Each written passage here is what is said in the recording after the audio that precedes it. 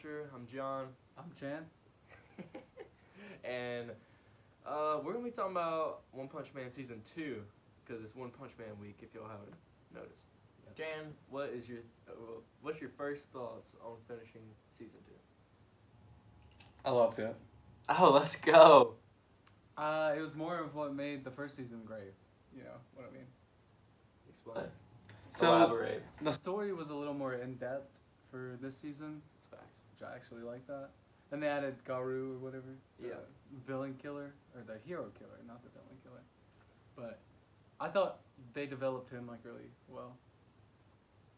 And everything. I definitely agree with that. I thought he was almost like, for Marvel fans, almost like a Loki figure in the sense of not like exactly his personality, but in the sense of his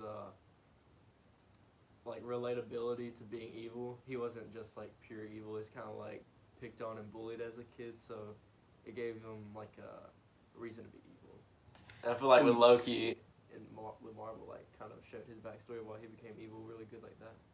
It also like showed his humanity or whatever because they had the kid that was on the park bench. Yeah. And he kind of like had this little friend type of thing going on. Uh-huh.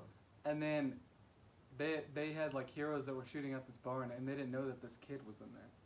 So then he went out and told him not to shoot at him because there's a kid in there that, you know, his friend and everything. Yeah. But yeah. So that The old kid in the shed something. trick. And he actually cared for the kid. But then the dumb kid ran away crying. Yep. Stupid kid. Just kidding.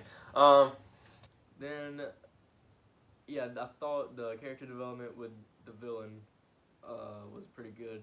Even though he's almost like a middle ground type dude. Like, he's obviously a villain, but he's almost in the middle because He didn't want to like align himself with the Monster Association. Alliance or whatever Yeah. it's called. Say- But yeah, oh. I don't know where it's going because toward the end it kind of like hinted at him joining them. Yeah. You know what I mean? So yeah, it's gonna be interesting. So on the note of Monster Alliance, let's give a synopsis of the season. So pretty much, the big part of the season is that all the monsters are grouping together and forming an alliance of their own, kind of like how the heroes do, but to take over the heroes. So instead of being these like rogue monsters that are just taking little parts of the city and everything, causing havoc, they're getting together to do something bigger. Yeah, they finally realize if they group up, there's a better chance. It's pretty cool. It's almost like a evil Avengers. That's true. That kind of is. Yeah, I don't know That's what's good. the deal with all these Marvel references today, but whatever. And then, while all that's going on, there's like pretty much a rogue villain, Mm-hmm. which was Garu, Garu, I think. Yeah. That's his name. not Garo. Garu. And he's like, oh, what's it? Silverfang / Bang. Yeah, he's his Yeah. apprentice, right? Yeah, he was like his #1 student. He became evil. He's like a rogue Super villain. powerful too. Right.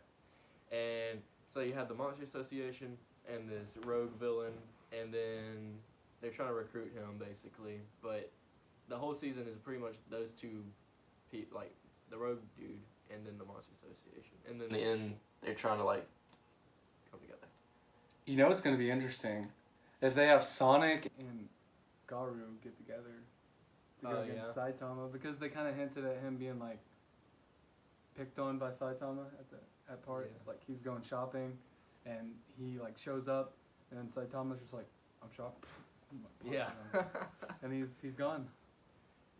I really liked how Saitama went into the little, like almost like UFC thing, like the little MMA tournament. Oh, That was pretty cool. Yeah. Like that didn't have like too much to do with the main story, but it was pretty cool. Dude, the tournament arc was awesome. Yeah, I thought it was pretty cool. Yeah. It was really well done. It wasn't as good as Naruto's tournament arc. Oh no, obviously, not at but- all. And there's Doesn't probably matter. better tournament arcs. Like, I would say it's really good though. I liked how they did it. I would say overall it was a good season. There's good and bad things. Like, Mm-hmm. so the storyline, like the overall storyline, was so much better than season 1. Yeah, Because season yeah. 1 focused on Saitama and Genos, but like that's also the downfall. Is like this didn't focus on them as much because it was focused on like the villains and the other heroes. Hmm. So yeah. I definitely agree on that. I think that's why I would like rate it less than the first season Uh-huh. because I like Saitama so much as a character, and he doesn't get enough like screen time or Right, anything yeah. in this. But it was cool to see like how to focus on the other people though. It was cool to get to know them, but I do wish I could see Saitama more. Yeah. It's gonna be interesting to see how season 3 shapes out. If it goes back to being more about Saitama and Genos' apprentice, or like what the actual plot will be. Yeah, because I mean the plots were pretty different in the first. From the first to the second season. Maybe that'll come out like next year, maybe. I don't know. We need to look that up sometime, but whenever it does, we'll make sure to make a video. So I would definitely recommend this to like everyone, even though it's not as good as the first season, as you said. I don't know if you would recommend to keep watching One Punch Man, but I think season 2, it still stands up on its own. Like, Yeah, I thought it was good. I didn't like it as much because I'm a big Saitama fan. We all know that now, right? look at the hoodie. Yeah, I had this hoodie in like 10th grade. It's pretty much Saitama's. Just doesn't have the artwork on it. Yeah, but it was a better story, and which was pretty much what we were dissing the first one with, and we weren't really dissing it. We were just saying that's kind of like the downfall. So it's kind of like it's almost like you can't have both at the same time. You know what I mean? Yeah, the comedy like definitely suffered without having Right. Saitama there, which a lot of people, I'm not sure how people feel about that. Yeah.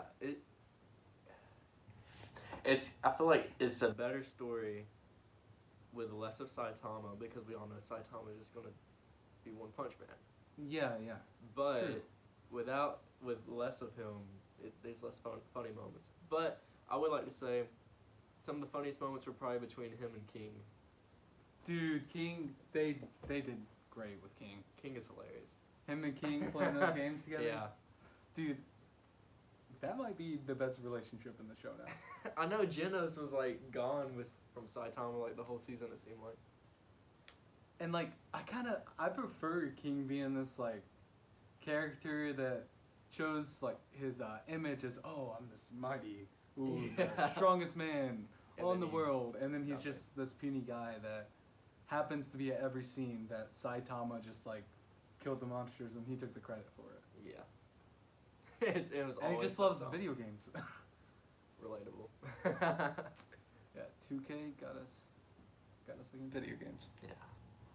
Right. But we digress. So I'm gonna give it an 8. Alright, well that's it for this video. Like, subscribe, smash that like button, please. And we'll see you guys next time. Peace.